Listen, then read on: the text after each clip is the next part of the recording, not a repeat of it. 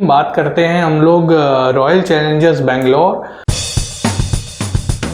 A team full with superstars, जिन्होंने IPL को पता नहीं कहाँ पहुँचा दिया, आईपीएल के लेवल को when it comes to buzz, जो सोशल मीडिया बज़ है।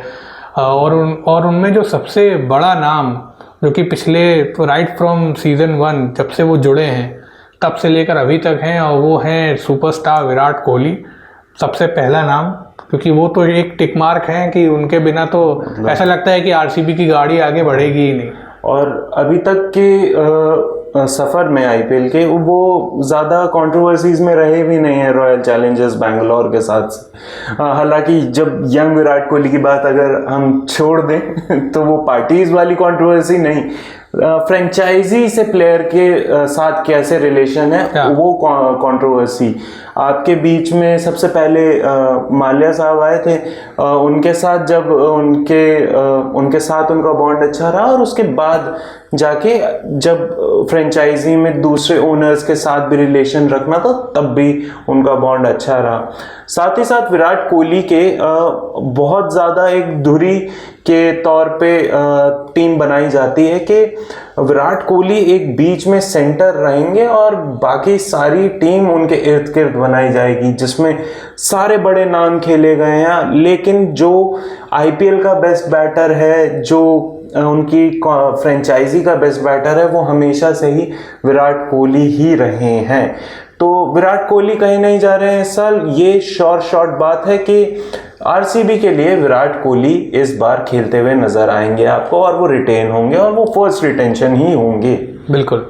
और विराट कोहली के फेवरेट आप कह सकते हैं उनको, क्योंकि उन्होंने उस प्लेयर पे बहुत काम किया है जब वो आरसीबी के कैप्टन थे। काम किया और काम करके उनको इंडियन टीम में लाए, और इंडियन टीम में भी उनका वो जो भरोसा था उस प्लेयर ने उस भरोसे को टूटने नहीं दिया। हम बात कर रहे हैं मोहम्मद सिराज की, जो कि आज इस लेवल पे पहुंच गए हैं कि उनका भी नाम काफ़ी ऊपर आता है जब आप रिटेंशन की लिस्ट बनाएंगे आरसीबी की।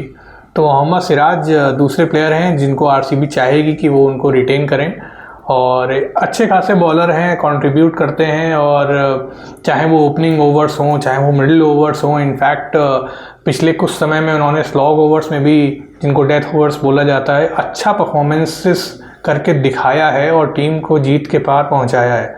तो मोहम्मद सिराज दूसरा नाम है। मोहम्मद सिराज से आगे बढ़ते हुए तीसरे नाम की अगर हम बात करें, जो कि एक फॉरेन रिटेंशन होगी, वो होगी ग्लेन मैक्सवेल की। आप लोग बहुत ज़्यादा हद तक भौचक्के रह गए होंगे कि फाफ डु प्लेसी को रिटेनरशिप के अंदर क्यों नहीं रखा गया। दरअसल बात यह है कि फाफ डु प्लेसी के विरोध में बहुत सारी चीज़ें जा रही थी, जैसे कि एक उनका एज फैक्टर आप अगर विराट से कंपेयर करेंगे तो फिर शायद हम उस पर बात ना करें, लेकिन उनके फॉर्म के बारे में भी एक बहुत हद तक बात जा रही थी कि फाफ डु प्लेसी का फॉर्म, हालांकि वो ज़्यादा क्रिकेट नहीं खेल पाते हैं लेकिन लीग्स खेलते हैं, उसमें भी उनका फॉर्म कुछ अच्छा नहीं गया था। तो अभी के हिसाब से जो सबसे बड़ी और अच्छी रिटेनरशिप होगी वो होगी ग्लेन मैक्सवेल की आरसीबी के लिए। तो इसके अलावा आपको क्या लगता है कि और कोई फॉरेनर प्लेयर रिटेन हो सकता था आरसीबी के साथ? देखिए, हो तो सकते हैं। अब जैसे कि लॉकी फर्गसन भी हैं, तो लॉकी फर्गसन को भी आप कंसिडर कर सकते हो। फास्ट बॉलर हैं और वो अच्छी खासी पेस पे बॉलिंग करते हैं, और पेस पे खेलना तो किसी के बस की बात है नहीं, इतनी आसानी से आप किसी को हिट नहीं कर सकते हो। लेकिन फिर ऑप्शन जब कई सारे होते हैं और आपके पास लिमिट कम है, तो आप जाहिर है प्रेफरेंस उन पे दो कि जिन पे आप एक चाहोगे कि भाई फ्यूचर में भी इनको लेकर कोई दिक्कत ना आए।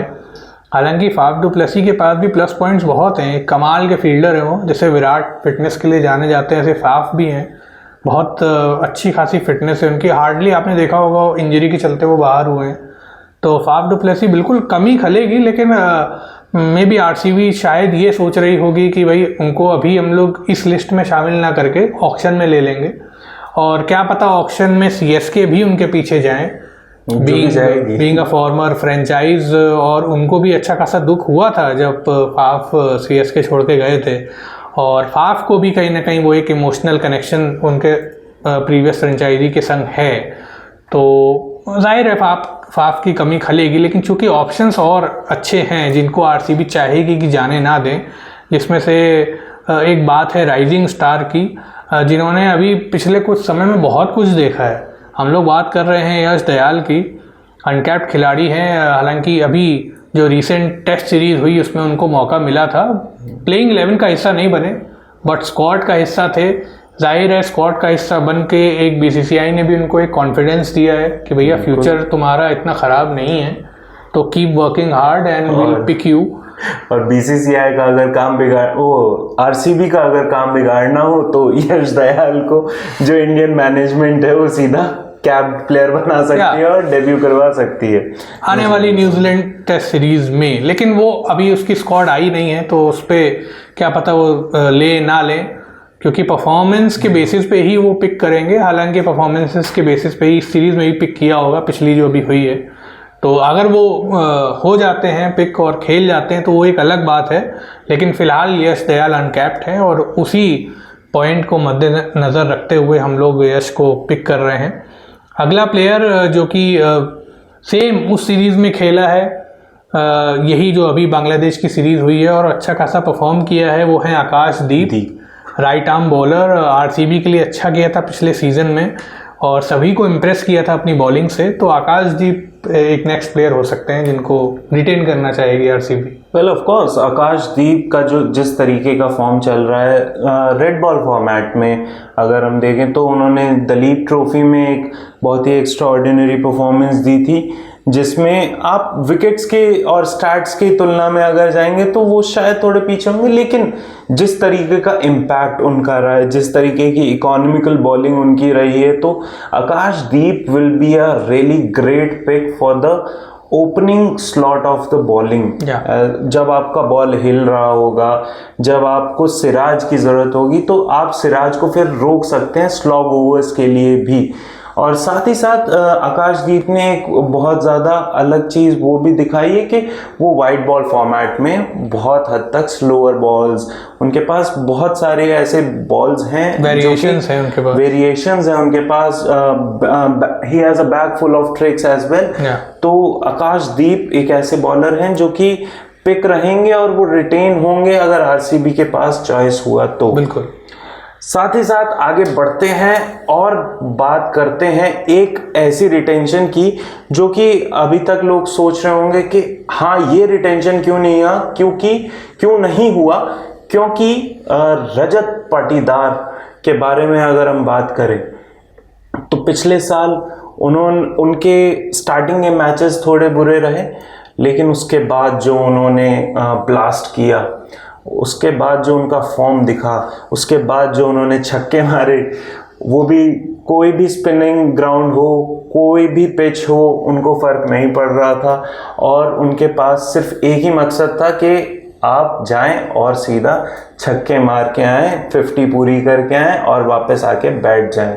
तो रजत पाटीदार एक और पिक होंगे जो कि आरसीबी रिटेन करना चाहेगा। सर बिल्कुल चाहेगी। रजत ने ये प्रूव किया है हाल के कुछ समय में, चाहे वो डोमेस्टिक लेवल की बात करें, आईपीएल की बात करें, और जैसा आकाश ने बताया कि कुछ मैचेस शुरुआत में अच्छे नहीं गए थे बट ये होता है, और उसके बाद उन्होंने कमबैक किया तो फिर ऐसा किया कि फिर सब उन्हीं का गुणगान करने लगे। तो Rajat Patidar will be a key player for RCB when it comes to the next season of IPL. So Rajat एक प्लेयर हैं, एक इम्पॉर्टेंट प्लेयर हैं जो कि रिटेन हो सकते हैं अगले सीजन में।